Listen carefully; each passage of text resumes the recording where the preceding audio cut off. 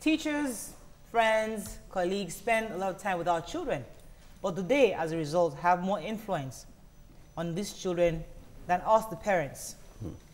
People wonder, as a parent, I spend lesser time with my child, but can their influence be overemphasized on this? Sorry, the influence of these people be emphasized on our children? Well, that's why we have Mr. Lanre Olushola here with us. He's an expert. I call him a love doctor. Because they've been treating the love doctor. The love doctor. I and the rest of Nigerians call him a love doctor. Okay. But we know you are also a relationship expert. So you can help us shed more light on this. But let me invite our callers. You can call us on 070-806-68014. Or you could tweet to us at YOURVIEW TVC to share your thoughts. Who do you think has a greater influence on your child? You or their friends or even their teachers in school? Now, let me throw this out because as a parent, one of the major issues I have is the fact that I would like to influence on my child more, but for some reason, because I'm not always there for her. Now, how do we parents, what do we do to ensure we get the best out of this situation? You know, is to be there for them.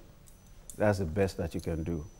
You know, a lot of parents are absentee parents, and so they've given upbringing, they've handed it over to the house girl, the nanny, the teacher, the driver, you know, and so these guys have influence over their children. And so you find children that are, you know, they speak like the house helps, they speak like the nanny, you know.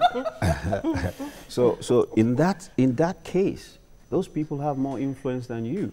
Because you see, you probably get home at 9 p.m., at 8 p.m., and they're just about to go to bed. So you spend what, maybe 10 minutes with them? And these guys have spent, you know, in excess of, you know, you just 8 hours. Because I'm going through that, and they are aware that they're laughing at me. I'm going through exactly what you just said, where my daughter is speaking more pidgin English than normally. Now, I don't get home at 9 o'clock. I get home at 5:10 maximum. And I should, but the truth is when I get home, I have twins I'm taking care of. And maybe I try to spend more time with the twins and all that. But when you say an absentee parent, I don't want to call myself an absentee parent, but still, I want to have more influence. Is it that I'm being lazy or because I don't know, I don't think I'm an absentee, but yet I'm not giving that much time to my daughter. The first question was who has more influence over the child. And I strongly believe that it is the school. Used to be the parents, used to be the sole responsibility of the mother, which is why they always blame the mother for everything that goes wrong. However, in the current situation of our evolution as a society, that we now depend more on the school, after school closes by 6 o'clock and all that, the child actually spends more time with the teachers. And then the job now lies on the parents to ensure that you pick the right environment to place your child in. Pick the right kind of house girl to place your child under the care, if that is all you can do. That's because for you that are looking for solution, that is, what you will do is, okay, I won't be around, but whoever will be taking care of my child, I have to ensure that is the best I can afford. If I'm out there making money, I'm not going to make money for them, and then they are getting worse while I'm hustling for the money. Can I correct you somewhere? Don't say that is the best you can afford. What we have right now, we have parents that think that money can solve all the problems. You cannot replace the place of a parent present physically in the life of a child. What's his name? George Bush Sr. was asked that what is his greatest achievement. He mentioned everything, the fact he was president, he was this, he was that. He said the greatest amongst all those things, were not all those things, was the fact that he was able to impact, he was there to groom his children, that he was involved in bringing them, the senior, bringing them up. You understand? So for me, I think the person that should have the most influence on your child, however busy you are, you cannot give, no matter how good your house help is, she can never put the values inside your child like the way you would put that value inside your child. So I think parents should do the job. We have these nice theories. They are good. Now, your children are no more kids. They're probably grown. No, well, my first daughter is 10. Duh. You don't have babies. You don't have toddlers. You don't have. So at that stage, the truth is, how was it with you? Were you actually available to be there 24/7, because I think these things are phases. You can comfortably say that because now your children are 7, 8, so you don't necessarily need that additional assistant in the house. You can spend more time there. You can say, okay, wash your socks, do this. You can actually train them and spend more time. But when they are babies, you need that additional influence around you. Let me let Lanre answer this question first. We've got to understand the ages of development. Okay. The Jesuits say, give me a child from ages 0 to 7, and I will shape the destiny of that child. So you need to dedicate that time between ages 0 to 7, between yourself and your wife, between the educational institution that they attend. You have to choose their friends and the people that they roll with.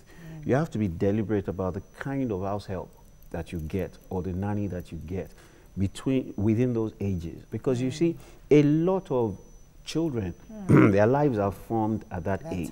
So dedicate yourself. Look, these children did not negotiate to come to this world. You brought them. So if it's 7 years that you know that you can give them, give it. You know, within your own time frame. In the morning, you know, spend time with them. In the evening when you come back home, spend quality time with them. And a lot of parents are available, but they are not accessible. Thank you.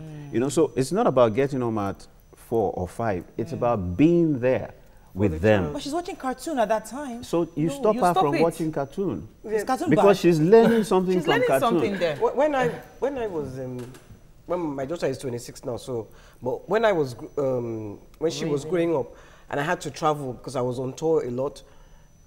When I couldn't take her on tour because of school, I always made sure she was with my mom, because well, I thought my mom was a good role model for her. But the minute my mom died, I stopped traveling. My daughter was about 12, I think, I can't remember, but she was, you know, I stopped. I only traveled, I only went on tour when she was on holiday and she could come with me. Because you know, and I made sure I took her to school. From a baby, I took her to school, I picked her from school. If my car broke down, I would take a cab. I was always... Thank you, YK. That's parenting. All those things matter. Can I say something else? You know, because YK is saying she took her to school, she brought her back home. And I know it is important. We're not trivializing the importance of a mother or a parent being in the life of the child. But we are saying, you're making it look like I have a choice. You make it look like I have a choice and sit down at home and I'll die. I believe that the most realistic part that is applicable at this point, like I said, we have evolved as a society. We no longer have the one place whereby the husband, the luxury of my husband is hustling and making all the money, I sit down at home and be a good mom. We don't have that anymore. We have both parties contributing financially and in every way to the family. So within that scope, what I feel is practical is that you control the influences on your child's life. Control it well enough. And concerning the children's school, yes, it may not be the most, some of the most expensive schools actually give your child bad morals because they don't caution them. There's no disciplinary measure within the class. So what I mean by ensuring you get the best quality money could buy is you go to the school, you interact with the teacher, you understand what the child is going through. Some parents have that money. They've never been to the school to even have a one-on-one with the teacher. They're never available for other things. So yes, it is sacrifice. You can balance it, but there's no way. Okay. It is not practical right now. Let me respond. I want to ask you a question, Lanre. Okay. The thing is, what I'm trying to explain here on this table is, what I see over and over again is a lot of parents feel that they have money. My child is crying for an iPad, I can afford it. I buy them an iPad. They don't check what is applicable. See, it is one thing for you to show your child love. Even in that love, there is discipline, very strong discipline. My children, we have a koboko, they know. There are some things that you don't do, there are some things that you do. If you do things that are wrong, I will spank you. I won't say that. You see, but a lot of parents say, oh, my own love is that I have to just make sure I keep on. There's a stage I will talk to the child. Now, when I say a parent is not present, you can be in the same house with your child and you still not be present. That's the accessibility. Do you understand? Very true. Yes, you are in your bedroom watching each channel. So because of that, most times I tell my husband, switch off the TV. If I thought they want to watch, let them come to the bedroom. Let all of us watch the TV together. We talked on this issue a bit because I want us to also solve some problems. That's why you're here, Lanre. Right. There's some people that have issues that, okay, fine, the circumstance or the result of not spending time with these children has resulted in children that have been bullied. Yeah. Children that have low self-esteem for some reason. Now, as a mother, you're in that state where your child is going through that, but you can't tell. eventually you now find out, how do you get that child from that situation? How do you fix that problem where your child is being bullied or is doing bad in school? And I know a parent right now that her child is just failing in school. She doesn't even know where to start. And she's not an absentee parent. I mean, her school, where she works is not that far from the house, but her child is failing. She doesn't understand why. So in that kind of situation, how do you get out of that? Yeah, I mean, there are many scenarios that I've helped parents with. The child that suddenly starts to fail in school and starts to do badly, right? Something must have triggered it. Yes. And in a lot of the cases, it's trauma from home. So the husband is beating the wife. There's a lot of domestic violence. There's a lot of things that are happening in the house, and that child, is traumatized. And so that child is reacting and responding, to that environmental influence. So a lot of times, right, when you see that children are displaying behavioral tendencies, negative behavioral tendencies, check the environment. Check also who they're friends with. Check who is influencing them in those schools, right? Also check whether that school is right for the child. And that's one of the challenges that I find with parents. A lot of parents want to live their lives to their children. And so because their friends are sending their children to St. Saviour's or to Corona, you must send your children to the same school. Not every school is right for each child. You need to be able to profile your child, right, before you identify a school that is best suited for that child. There's some children that, need to be well-rounded, co-curricular activities, sports, language, academics, right? Sure. Find a school that will, groom them in that regard. If your child is very academic, find a school that will groom that child in that regard. A lot of parents really do not take parenting very seriously. Like they don't take a lot of things seriously. And taking, borrowing a leaf from what you said, they try and overcompensate by giving them gifts. Children are carrying $10,000 bags, wearing $25,000 wristwatches, traveling first class. Look, a lot of parents are competing with their children these days. The children have become trophies. It's true. My child is wearing this, my child is carrying this. Oh, do you know what school my child is going? It's ridiculous. It's ridiculous. The problem that the children are facing is it stems from the parents. So if we zoom close to who is responsible and who is most influential, is the parent. No matter, it's the parent. Because no matter, even if your child goes to school, he sleeps in your house. He or she sleeps in your house. He spends weekends with you. So there is no reason to say it's the school that is more influential. Because for me, I was taking my child to school so that every day I was seeing the teachers. If there was a problem, I knew what the problem was. I was doing her homework with her. I made sure that I did all those things. And I cannot, even if your job, because of your job, you can't do it all the time. I mean, you can still make time. All right, let me take a quick break because we went to town and asked this question to our viewers. Well, let's see what they said.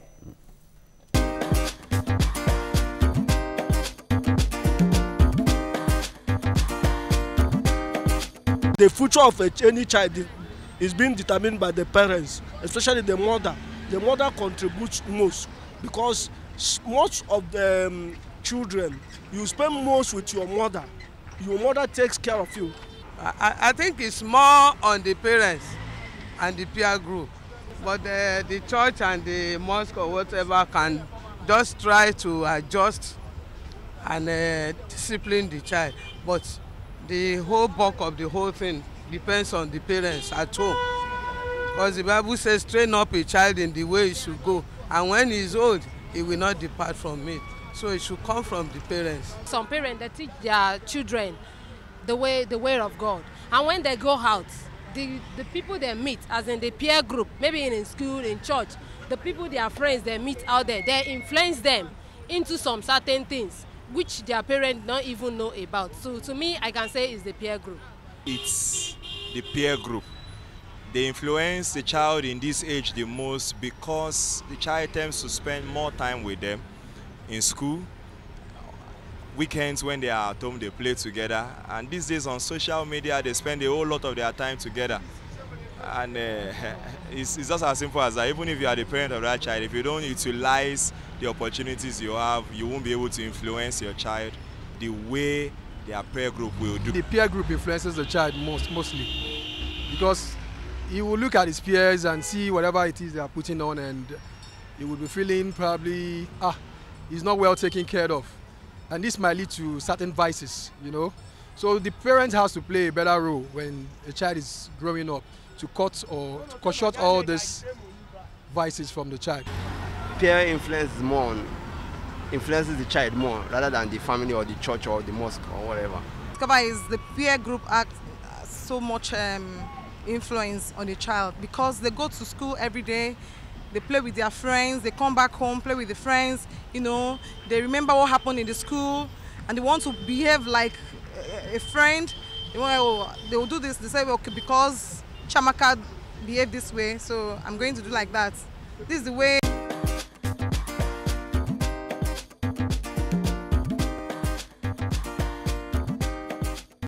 All right, Tokwe, you wanted to respond to that? Yeah, based on the city polls, you see the first few, the older people kept talking about the parents, but when it came to the younger people, they kept talking about the peer group. And I want to establish it by saying that there are different stages in a child's life group pattern. That first 7 years, yeah, the parent might influence, but after that first 7 years, the child begins to see other things apart from what my parents is saying. My mommy is saying, don't use a phone, everybody around me is using. Then we start having the environmental pressure and peer pressure influencing your child. Now, that doesn't, as I said, that it's not, parenting is not just about you being there personally. Parenting is also you censoring the friends, censoring the school, censoring everything that comes in contact with your child. Okay. So when they said peer pressure, it is actually very true. Very true. Okay. I'll let you respond to her, but let me take Ibrahim's call. Yes, Ibrahim, are you there? Yeah, I'm there. Good morning. Good morning. Go ahead, please. Well, I've been trying to reach you guys, but this is my first time. Well, happy to have you. You see what perseverance does. I cannot see my what her name was. I can't see her. She's not here today. Okay, good. I want to talk about this who influences the children most. Yes, please. And I want to give an example of my own self. I grew up in a very influential community where my father is in Borno State. You know, I grew up in Borno State.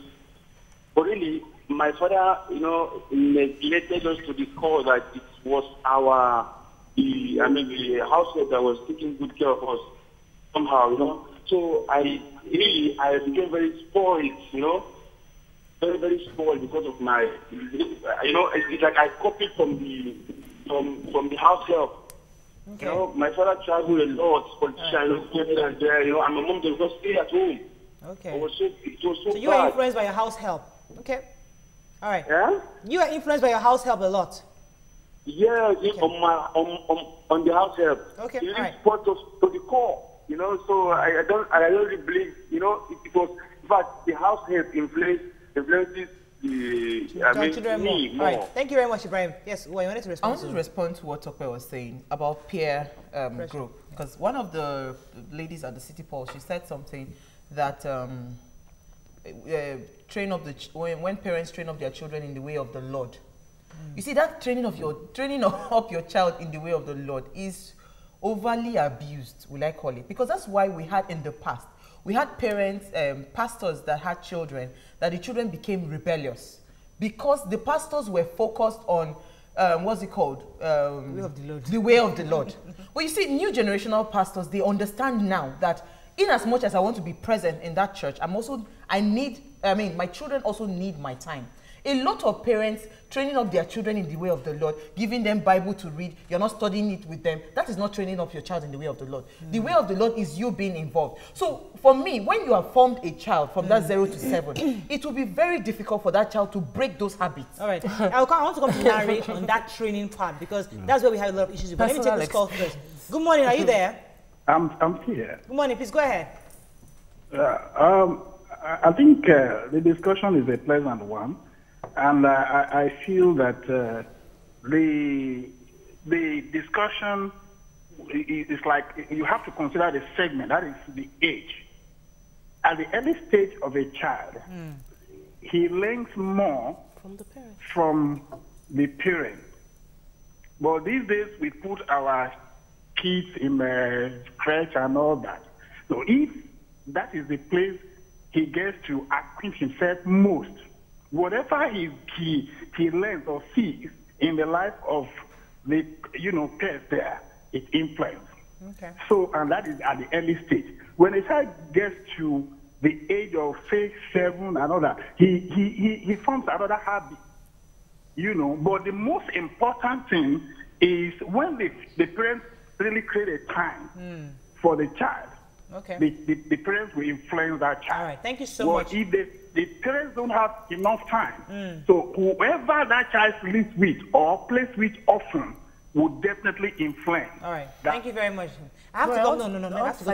No. 1 second. I'll come to you. I need Lanre to really help people out here. That's why he's here. Now, this training angle, 0 to 7, a lot of parents have issues with that. What exactly does training entail? Because your husband has a different background from you. You are coming from a different angle. He says, oh, you have to beat her, beat him. No, you face the wall. And one says, no, it's a timeout. No, just deny. The different angles of how do we really train when they go wrong? At what age do we start beating? At what age do we talk? Tell us, that's 0 to 7. All what right. do we do? I mean, there are different developmental stages, 0 to 7, 7 to 12, 13 to 19. But let me take the 0 to 7. One of the things that is most critical about parenting is to profile your child. Is your child visual? Is your child a feeler? Is your child auditory tonal? Is your child auditory digital? Does he like to make sense of things? Now, if you beat a child that makes sense of things, you are not correcting him. You've got to sit him down and make sense of it, of what you don't want that child to do. Can I give you a high five? A child that is kinesthetic, that he feels, is the child that you beat or you tell him to stoop down. A child that is auditory tonal, he's moved by what he hears, right? You speak words of affirmation to build his confidence, and when he does anything wrong, you say to him, I have to talk to you later on tonight. The child will be pissing in his pants, right? And a child that is visual, you take away his gifts, his toys, because he needs to be able to see. And when he does good, you reward him with a gift. That's one area. Now, also, when we say bringing up a child in the way of the Lord, what we're saying is, what are the values of spirituality? What are the core values? You want your child to be God-fearing. You want your child to be loving. You want your child to be empathic. You want your child to be purpose-driven. You want your child to succeed. There are different things that, you and your husband need to sit down and create a picture of your future for this family. This is where we want to be. These are the kind of children we want. Then both of you would identify your strengths and your weaknesses and who can best do A, who can best do B. But what I find is not a lot of couples don't even have a common vision. How to raise the child? No, their own family vision. Where are they going as a family? They don't have it. And if you don't have it, this person comes and does this, that person comes and does that. So we need to sit down and say, look, this is where this family is going.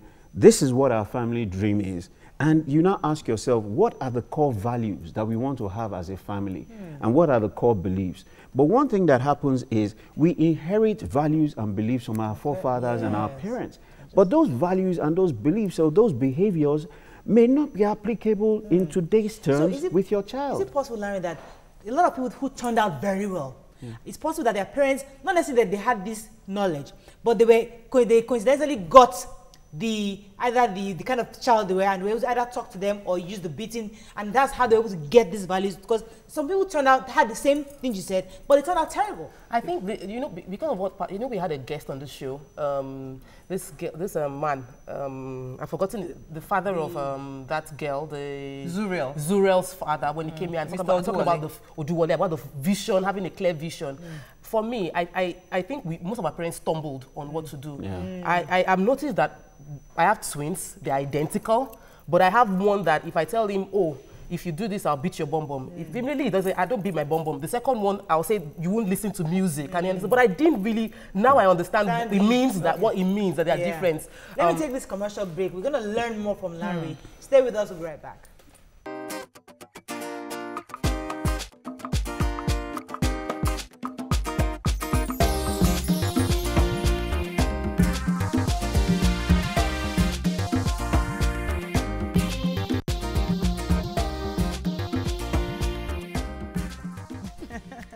Welcome back. All right, so we've been learning how to best train our children. Now, another influencer is social media. Now, we know that social media is a good thing because it gives our children opportunities to learn more information, get more information, and even connect with their peers across the world. But at the same time, it could be detrimental to their growth. At what stage do we introduce them to these gadgets, or do we even stop it or caution them? How do we go about the social media Before you answer, because most people are saying peer group, and I tend to disagree, because if you, the parent, you are influential on the child's life, you can stop those wrong pairs. Whoever the pairs, you can stop them. So, please. Yeah, you know, this generation that we're in now, you would find a 1-year-old child pick up this iPad, never played with it before, and navigate through it. And you're wondering, how? You know, and so my own perception about all of this is there are tools that can be used for positive and negative.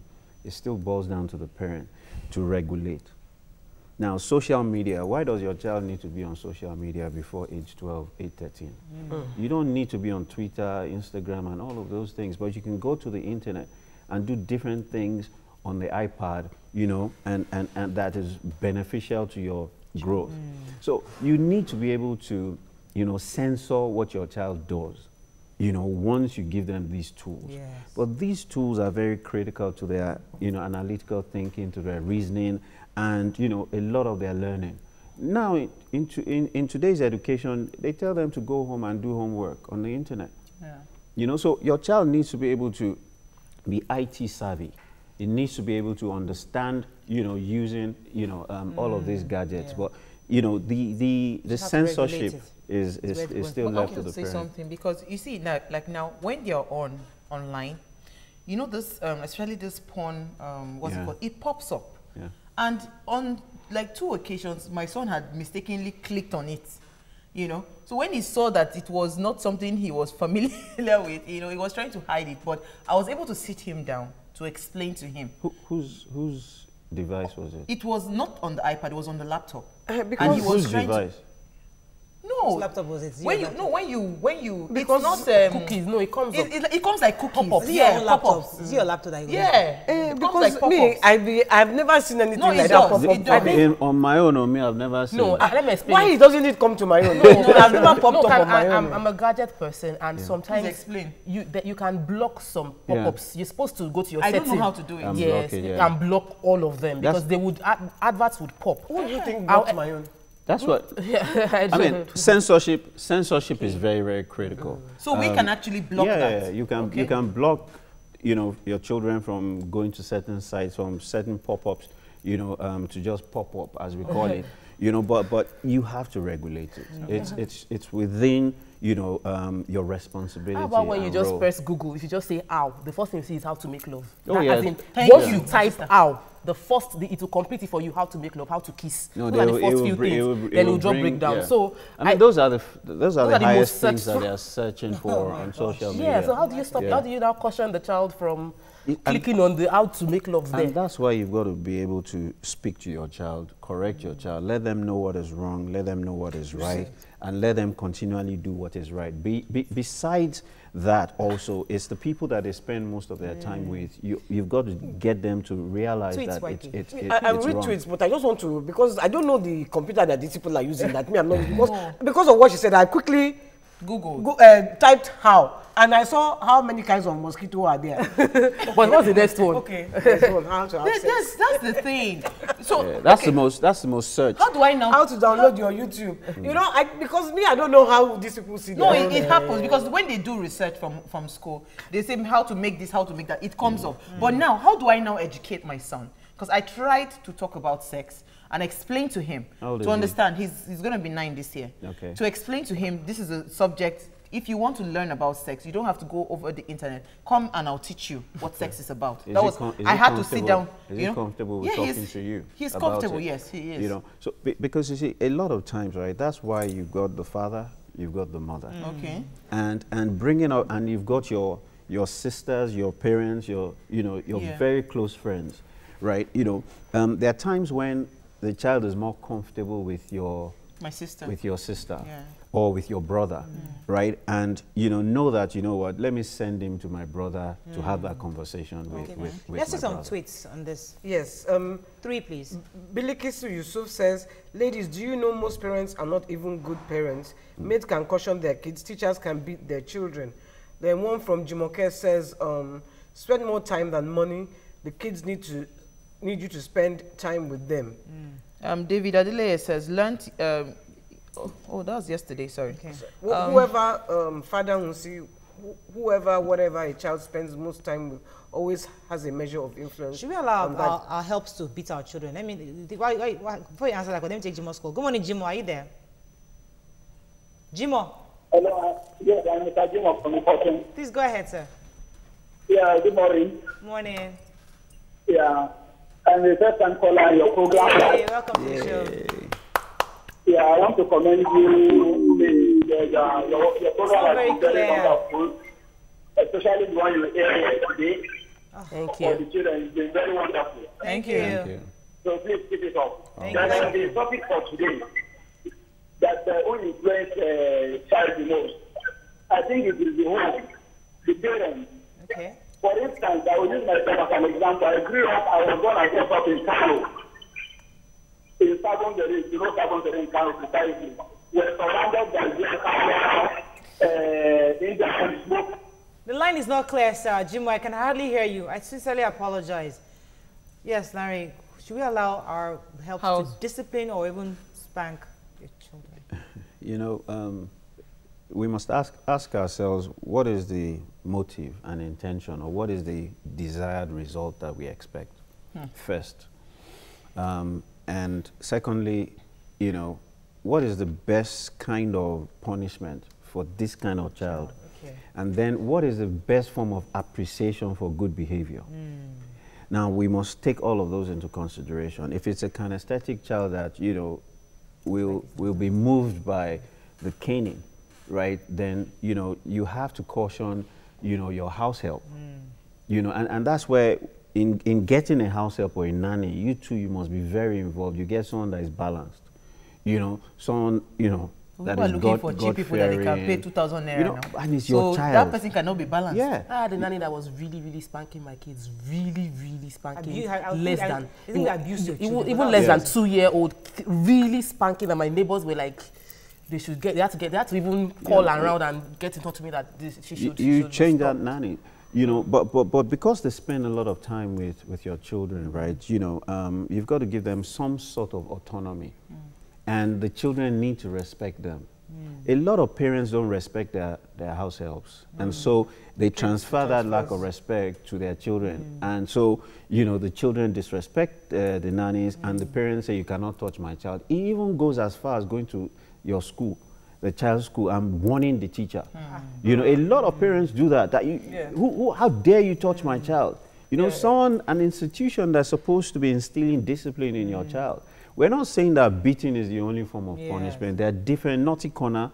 There is stoop down. There are different forms of discipline. But what is most important is when your child does well, you reward that child. Fantastic. Unfortunately, we have to round up, but we have to bring you for a part 2 because I think we need that age 8 to the next phase and the teenagers and all that. We need to get that right with. So we're going to bring you back to do a part 2 of this. Say something. You can't say something. It's was search for naughty corner. I wanted to tell you that. When they used to shout at me, that first question we asked in the beginning. Yeah. Who influences your child more, parents or peers? What do you say? I'd say parents. Thank you. All right, parents too. I say parents too. On that note, we end the show. Thank you so much, Lanre, for being here. Thank you so much. We've got to do part 2 of this because we want to learn. I want to learn. I think I learned a lot. I need to study my child. I know if he's kinesthetic. Yes. Audio. Digital. Audio digital. Audio. Auditory toner. Auditory toner. Visual. And visual. Visual. Fantastic. And I'm going to be a grandmother soon. So don't forget to watch a repeat broadcast tonight at 11:30 p.m. I think it's 11 p.m. tonight. And later you can watch it on YouTube by going to YouTube/TV Entertainment and search for Your View. Your vote is your right. Don't waste it. Use it wisely. God bless you. See you tomorrow. Bye-bye. Yes.